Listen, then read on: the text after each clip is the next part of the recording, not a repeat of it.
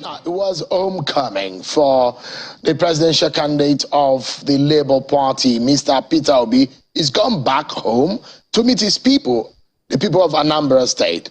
And it was some very, very cheering news for those who welcome him at our open rally today. Let's take a look at what this means for the Labour Party and the race generally. I'm being joined by one of the spokespersons of the Labour Party Presidential Campaign Organization. Ms. Indi Kato joins me live here in our Abuja studio. Thank you so much, Indi, for joining us. Thank you for having me. What does this homecoming mean? Onitsha is particularly very personal to Mr. Obi. Of course. So what does this mean for him?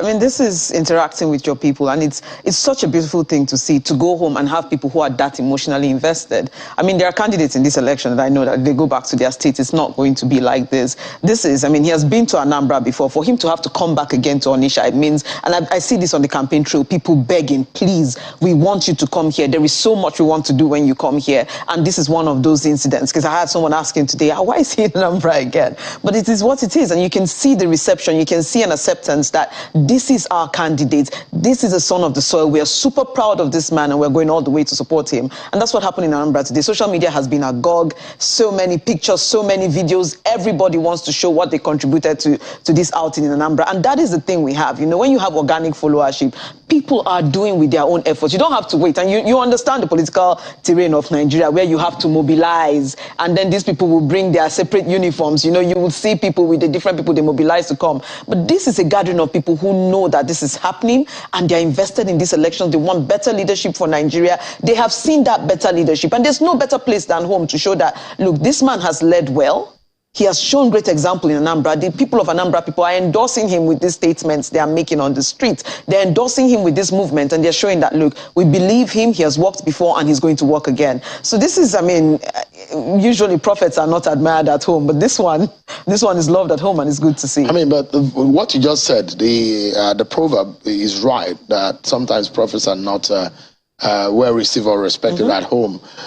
He has received a lot of opposition also from his state. I mean, there's been criticism, and some for those who think that it's going to be a walk in the park, not only in Anambra State but also in the southeast region of the country. What we are seeing, the past incident and comments from people from Anambra State, some people, not everyone, some people have shown that it's not going to be as easy as your party think. So, I mean, we don't think that this is a walk in the park. I mean, just by campaigning, we see how difficult this is. Elections are not a joke at all. But what we are seeing is the people against the political class. The political class in some of these spaces are used to a patronage system, a system where if you bow to it and do the right things according to that system, the system will make way for you. Everybody thinks that they are going to be the next one. It's not easy hoping that, you know what, one day it's going to be me, you know, my region is going to have a chance to produce a president, and I'm meant to be the one. I have done this, I have done that, and then you see that one person has all of this organic love, all of this organic support. This is where we are seeing the pushback from. I mean, if you come to my place in Southern Kaduna, I can give you an example. We have the people on one side that are, you know, overwhelmingly supporting Peter Obi, and on the other hand, you have the political class who are used to a certain political party. Many of these people have been employed since 1999 by a political party. Many of these people have made their money in one side of the political divide. It's very difficult for them to see a revolution happening, for them to see this whirlwind and this kind of change happening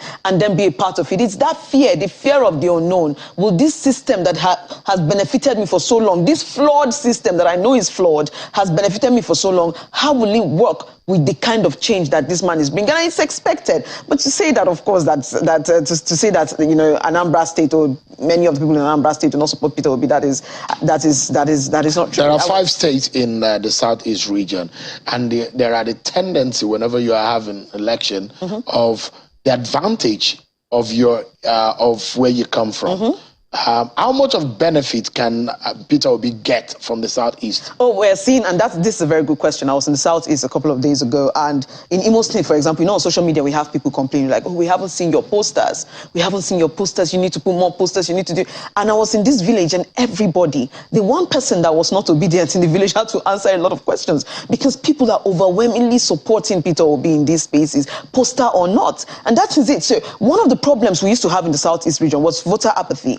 The Igbo man wants to face his business and just wants to be left peacefully to do these things, you know, not really invested in these elections. But we are seeing that there's an increased investment in what is happening in the country. And it's not like they were not interested before, but many believe that your votes will not count and all of those stories that go around. So we just want to mind our business and do things, you know. But when things start affecting you, insecurity, the educational system, all of this is beginning to bite hard, even in spaces where there is a proper reward system for hard work. Even the Igbos are feeling it. So now they're putting their hands on the plow and deciding we're going to be part of this election. But it's not just being part of the election. They have found a credible candidate. Let's not make the mistake of saying that this is an Igbo candidate. No, this is a complete Nigerian candidate, and who has said repeatedly that do not vote for me because of where I come from. But the good thing about it is that people from his region have experienced him before, and of all the leaders they have had, and the South does not have, you know, is not short of leaders. They have had so many people come and go, and of all these many people who have come and go, this is one come and gone. This is one man that we can put our trust in, and we understand. And Indy, so, yeah, you are too intelligent to simply think that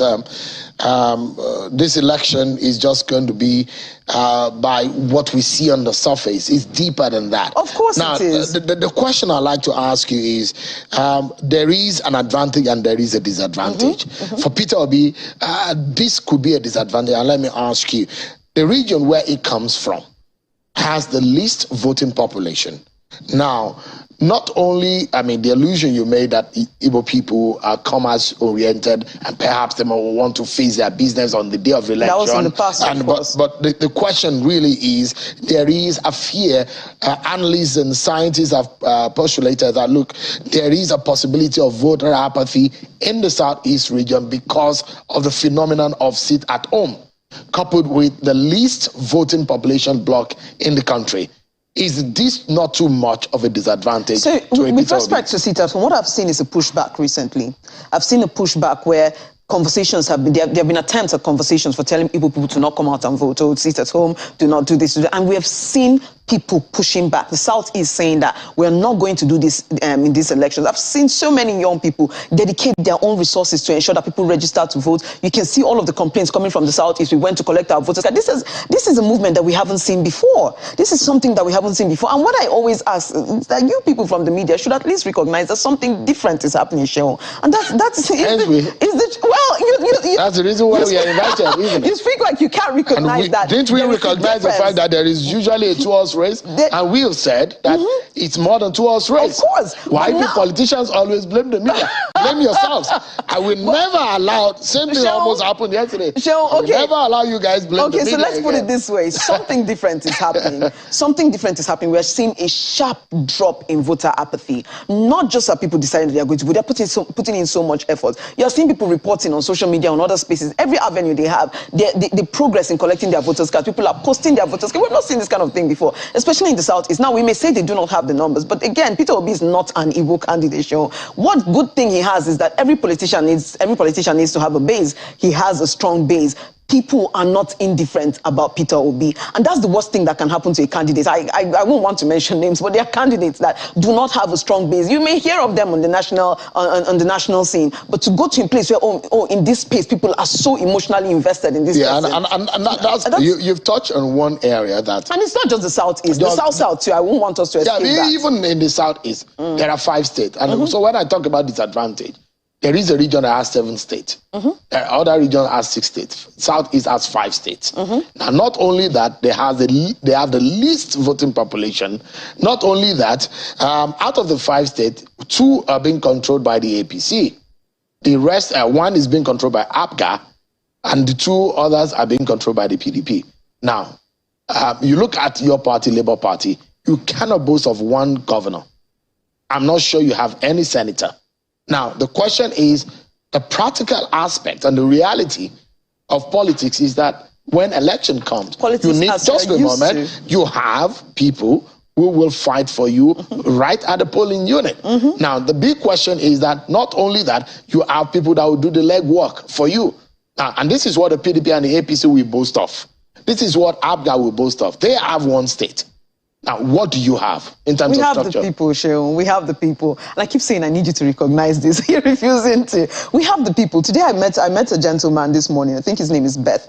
And, you know, just out of the blues, he told me he's a polling unit agent. This is a normal person. He has his job. He has what he's doing. What the political system is used to is people that they settle, you know. They oil this well-oiled machine to keep going. And what we are seeing now is that the everyday man wants to take upon this job of securing this country, securing the elections, making sure that the elections are delivered. And that's what we have on our side. The carpenter, the man who works in the bank, everybody is taking it upon themselves. And that's what we have. So the thing is, when we are having this conversation, we're having this conversation in, I think that what has happened with Labour Party is that there has been a shift in the way things are happening. And we're actually dictating the tune of these elections. We have dictated so far. But what is happening is that lack of recognition that a change is happening and a complete reliance on the old way of doing things. On the old way. Could the scheme that we are seeing with the Labour Party, no one would deceive himself or herself that there is no movement.